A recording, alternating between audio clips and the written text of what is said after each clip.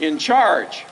The Virginians consist of the 2nd Regiment of the Virginia Line, the Culpeper Minute Battalion, local militia, and some volunteers from North Carolina. On the morning of December 9th, there was the usual skirmishing. It was opened by artillery fire.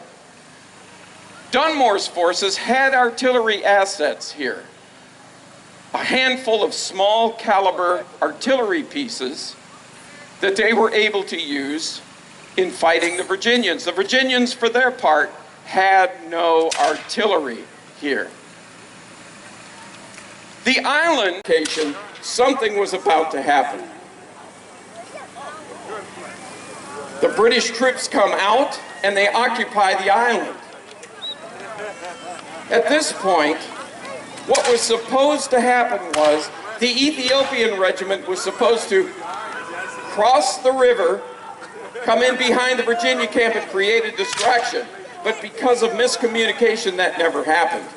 Now the pickets, as you've seen, begin to fall back to spread the word. The British are advancing toward the causeway.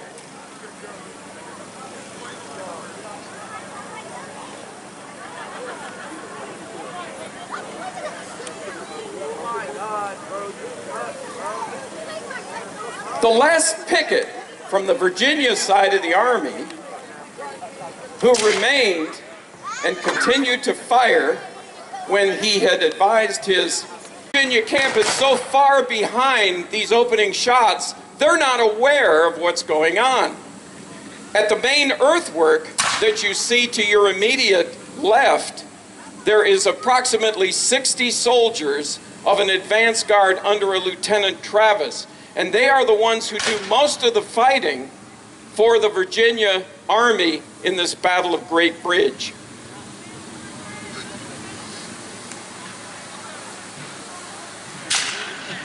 Now you can see advancing onto the island soldiers of the Grenadier Company of the 14th Regiment of Foot. Grenadiers are the biggest, the strongest, the smartest soldiers in each British infantry regiment, and you can always spot them because they wear those tall black bearskin. Athletic, faster-moving men. The main shock force in the Battle of Great Bridge will be the advance of the British Grenadiers under a Captain Fordyce, who was their company commander. Kind of a unique American-developed garment that many colonists went to war in 1775. It comes from the frontier.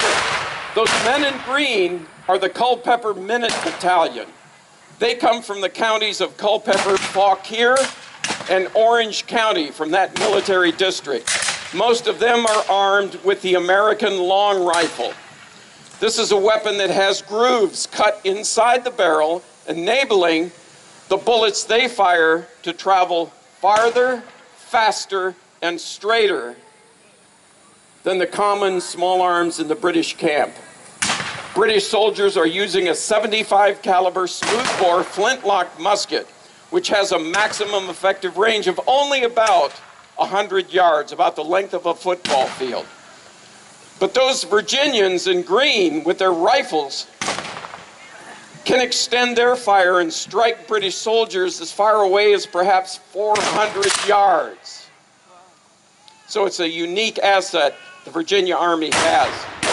And the Culpeper men will figure decisively in catching the British column in a crossfire at Great Bridge.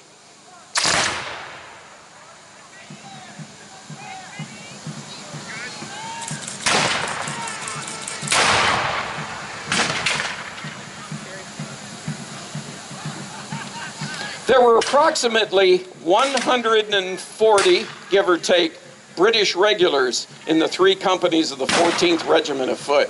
I think I mentioned it earlier, but those men, in conjunction with loyalist militia from Norfolk and the surrounding environs, and the Ethiopian regiment, make up the roughly 350-man force at Dunmore's disposal.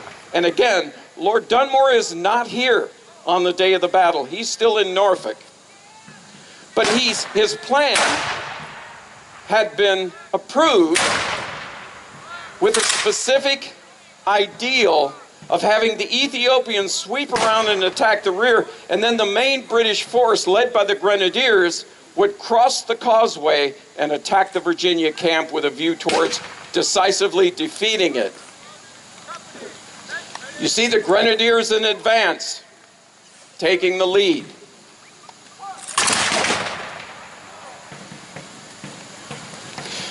It's hard for us to understand today why soldiers fought the way that they did in these formations. But think of that block of red-coated troops as a machine designed to hurl lead as quickly as possible in a shotgun sort of way at their enemy. It isn't accurate fire, but it's sustained fire. Now you see Captain Fordyce advancing with his grenadiers on the causeway. Because again, the grenadiers are the shock troops. They're the ones you send in first.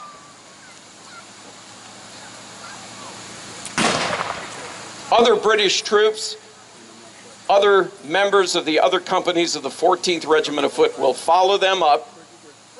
If you're a student of military tactics, you know one of the worst things you can try and do is attack an enemy across a body of water. Essentially, that's what's happening here. So because of the width of the causeway, Fordyce has to compress his front in order to march down that causeway, as you see them doing now. And this is the point at which the Culpeper men in the redoubt on the Virginia left flank, our musket, when loaded with a service load, will make a boom when it goes off. But an American long rifle will crack when it goes off. So you could literally distinguish the type of weapons that would have been on the field at that time.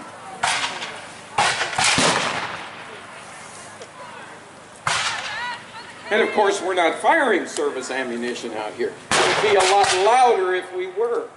There would also be more powder smoke because the powder charge is larger.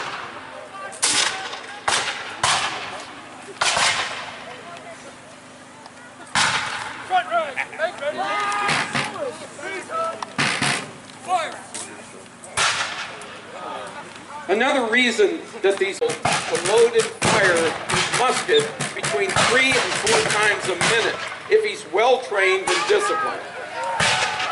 But when the officers go down, that begins to inhibit a unit to be effective in combat.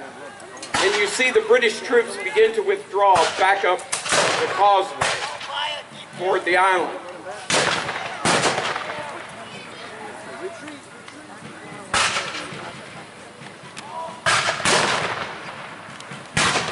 This is not the end of the battle because Dunmore's troops will consolidate themselves on the island and continue the fight.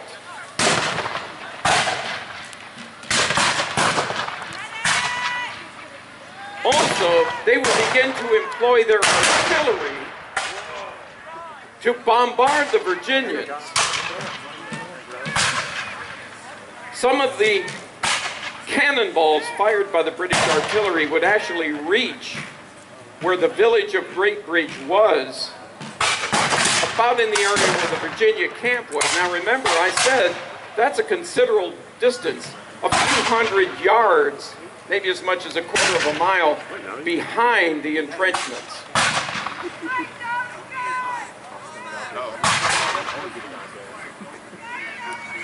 And the fight goes on for a while.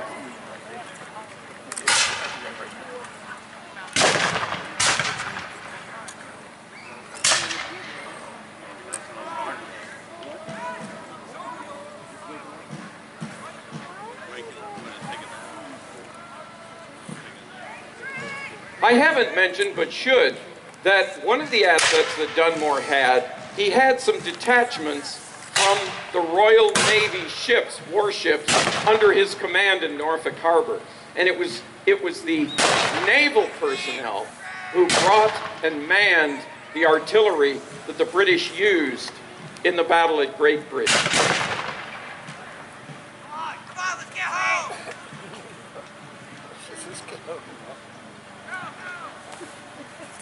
Eventually, seeing that further resistance was futile. The British withdrew from the island back towards Fort Murray. And effectively, most of the battle was over. So what about casualties?